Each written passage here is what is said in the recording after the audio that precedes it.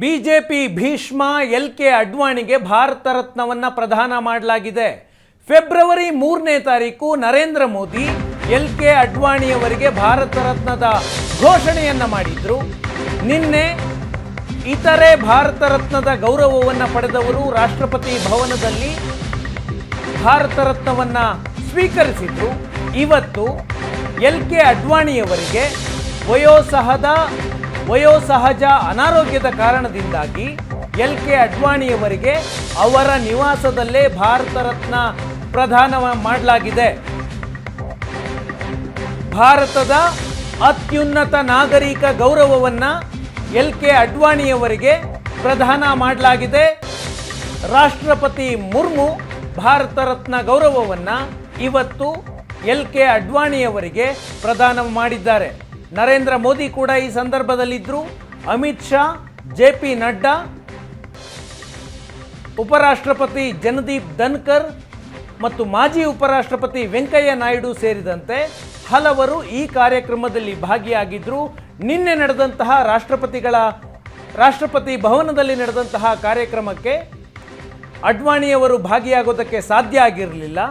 ಇವತ್ತು ಅವರ ಮನೆಯಲ್ಲೇ ರಾಷ್ಟ್ರಪತಿ ದ್ರೌಪದಿ ಮುರ್ಮು ಭಾರತ ರತ್ನವನ್ನು ಪ್ರದಾನ ಮಾಡಿದ್ದಾರೆ. ಅಡ್ವಾಣಿ ಕಾಂಗ್ರೆಸ್ ವಿರುದ್ಧ ಬಿಜೆಪಿಯನ್ನು ಒಂದು ಪರ್ಯಾಯ ಶಕ್ತಿಯಾಗಿ ಮಾಡಿದರೆ ಇವತ್ತು 2 ಸ್ಥಾನದಿಂದ ಬಿಜೆಪಿ 303 ಸ್ಥಾನಕ್ಕೆ ಬರೋದಕ್ಕೆ ಕಾರಣವಾಗಿದ್ದರೆ ಅದಕ್ಕೆ ಕಾರಣ ಅಡ್ವಾಣಿ. ಇವತ್ತು ಅಯೋಧ್ಯೆಯಲ್ಲಿ ರಾಮ ಮಂದಿರ ತಲೆ ಎತ್ತಿದೆ ಅಂದರೆ ಅದಕ್ಕೆ ಕಾರಣ ಲಾಲ್ ಕೃಷ್ಣ ಅಡ್ವಾಣಿಯವರ ನೇತೃತ್ವದಲ್ಲಿ ರಾಮ ರಥಯಾತ್ರೆ ನಡೆದಿತ್ತು. 34 ವರ್ಷಗಳ ನಿರಂತರ ಹೋರಾಟದಿಂದ ಅಯೋಧ್ಯೆಯಲ್ಲಿ ರಾಮ ಮಂದಿರ ಇವತ್ತು ಸಾಕಾರ ಆಗಿದೆ.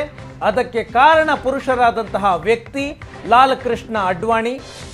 ಸಮಾಜವಾದಿ ನಾಯಕರಾಗಿದ್ದಂತಹ ಲೋಹಿಯಾ ರೀತಿಯ ಹಲವು ನಾಯಕರಿದ್ದರೂ ಕೂಡ ಕಾಂಗ್ರೆಸ್ ವಿರುದ್ಧ ಒಂದು ರಾಜಕೀಯ ಶಕ್ತಿಯನ್ನಾಗಿ ಕಟ್ಟೋದಕ್ಕೆ ಯಾರಿಗೂ ಸಾಧ್ಯ ಆಗಲಿಲ್ಲ. ಅದನ್ನು ಸಾಧ್ಯವಾಗಿಸಿದ್ದು ಎಲ್.ಕೆ. ಅಡ್ವಾಣಿ.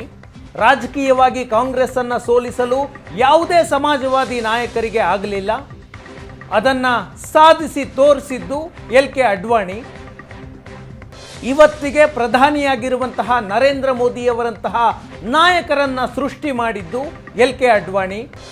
ಮೋದಿಯವರಷ್ಟೇ ಅಲ್ಲ, ಸುಷ್ಮಾ ಸ್ವರಾಜ್, ರಾಜನಾಥ್ ಸಿಂಗ್, ಪ್ರಮೋದ್ ಮಹಾಜನ್, ಶಿವರಾಜ್ ಸಿಂಗ್ ಚೌಹಾಣ್, ಉಮಾ ಭಾರತಿ, ಕಲ್ಯಾಣ್ ಸಿಂಗ್ ಈ ರೀತಿಯಾದಂತಹ ನಾಯಕರನ್ನು ಬೆಳೆಸಿದ್ದು ಲಾಲ್ ಕೃಷ್ಣ ಅಡ್ವಾಣಿಯವರ ಮತ್ತೊಂದು ಹೆಗ್ಗಳಿಕೆ.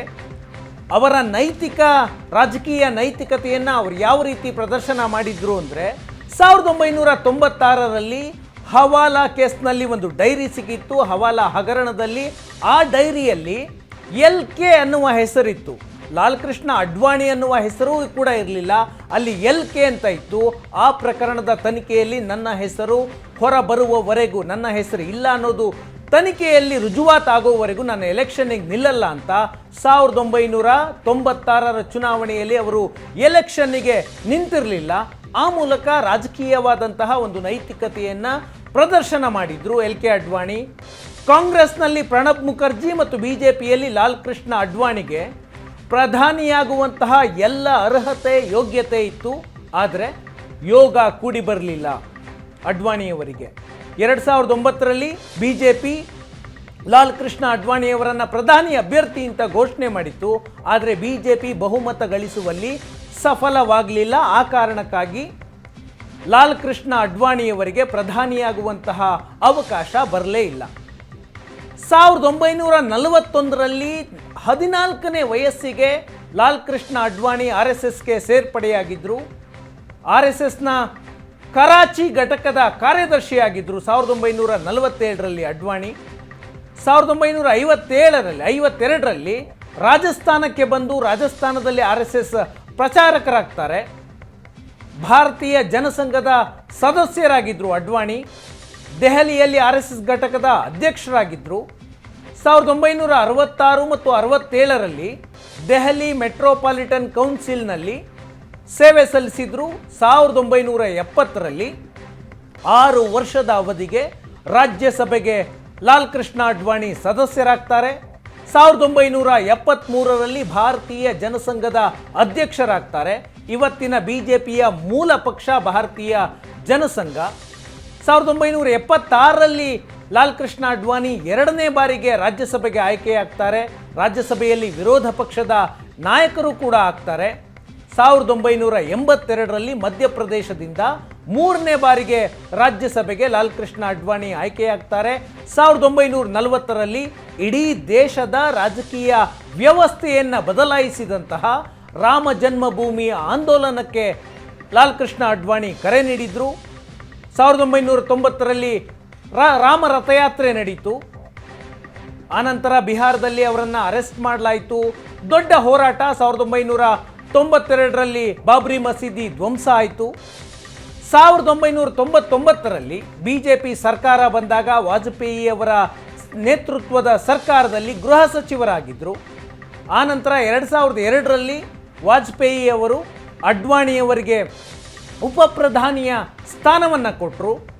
ಇಂತಹ ಮೇರು ವ್ಯಕ್ತಿತ್ವ ಭಾರತದ ರಾಜಕಾರಣದಲ್ಲಿ ಸುದೀರ್ಘವಾದಂತಹ ನೈತಿಕ ರಾಜಕಾರಣ ಮಾಡಿದಂತಹ ವ್ಯಕ್ತಿಗೆ ಇವತ್ತು ಭಾರತ ರತ್ನವನ್ನು ಪ್ರದಾನ ಮಾಡಲಾಗಿದೆ. ಭಾರತದ ಅತ್ಯುನ್ನತ ನಾಗರಿಕ ಗೌರವವನ್ನು ಲಾಲ್ ಕೃಷ್ಣ ಅಡ್ವಾಣಿಯವರಿಗೆ ನೀಡಲಾಗಿದೆ. ಲಾಲ್ ಕೃಷ್ಣ ಅಡ್ವಾಣಿ ಇವತ್ತು ಅನಾರೋಗ್ಯದ ಕಾರಣದಿಂದಾಗಿ ವಯೋಸಹಜ ಆರೋಗ್ಯ ಸಮಸ್ಯೆಯ ಕಾರಣದಿಂದಾಗಿ ರಾಷ್ಟ್ರಪತಿ ಭವನದಲ್ಲಿ ಭಾರತ ರತ್ನವನ್ನು ಸ್ವೀಕಾರ ಮಾಡಲಿಕ್ಕೆ ಸಾಧ್ಯ ಆಗಲಿಲ್ಲ. ಇವತ್ತು ಅವರ ಮನೆಗೆ ಹೋಗಿ ರಾಷ್ಟ್ರಪತಿಗಳು, ಪ್ರಧಾನಿಗಳು, ಗೃಹ ಸಚಿವರು ಮತ್ತು ಮಾಜಿ ಉಪರಾಷ್ಟ್ರಪತಿಗಳು ಎಲ್ಲರೂ ಕೂಡ ಈ ಕಾರ್ಯಕ್ರಮದಲ್ಲಿ ಭಾಗಿಯಾಗಿ ಲಾಲ್ ಕೃಷ್ಣ ಅಡ್ವಾಣಿಯವರಿಗೆ ಈ ದೇಶದ ಸರ್ವೋಚ್ಚ ಗೌರವವನ್ನು ಸಲ್ಲಿಕೆ ಮಾಡಲಾಯಿತು.